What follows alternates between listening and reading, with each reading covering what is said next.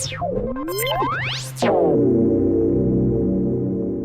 up, Geeksters? It's me, Omar from GeeksterLabs.com, and today I have my spoiler-free review of Pixels. Now, Pixels is directed by Chris Columbus. It stars Adam Sandler, Kevin James, Peter Dinklage, Michelle Monaghan, and Josh Gad. So the concept behind this movie is that aliens misinterpret video feeds of classic arcade games as a declaration of war, so they attack the Earth in the form of video games. So I'm going to preface this review by saying this, guys, okay? I am a huge Adam Sandler fan, okay? Since SNL, since Saturday Night Live, I've been a big Adam Sandler fan. One of my favorite comedies of all time is The Wedding Singer. But let's be honest, Adam Sandler hasn't made a really good movie in probably over 5 years, okay? I'm a huge Adam Sandler fan, and I can be honest to that fact. So I'm just letting you guys know that I'm not an Adam Sandler hater. I'm a big fan of Adam Sandler, okay?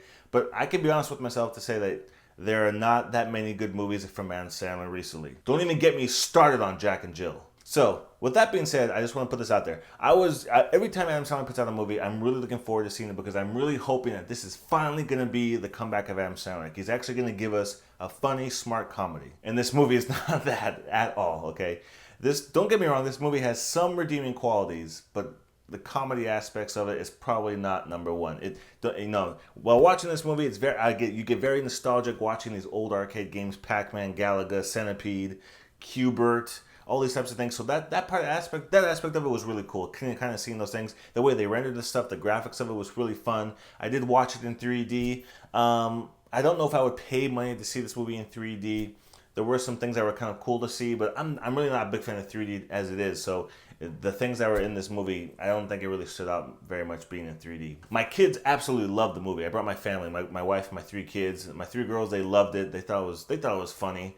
I can't remember honestly too many times when I laughed during the movie, which is like, that kind of says a lot. You know, it's the usual typical forced humor, setup joke type of formula that Adam Sandler uses in all his movies. I mean, I'll put it this way. If you enjoyed the comedy from Grown Ups, which I personally wasn't big on, you'll probably think this movie's funny. You'll probably laugh a few times. For me, most of the times when I laughed was more of a situational comedy, when there was just kind of something funny happening, not from anything that Adam Sandler or anybody said in this movie. Peter Dinklage did a really good job. I think he had some of the funnier lines throughout the movie.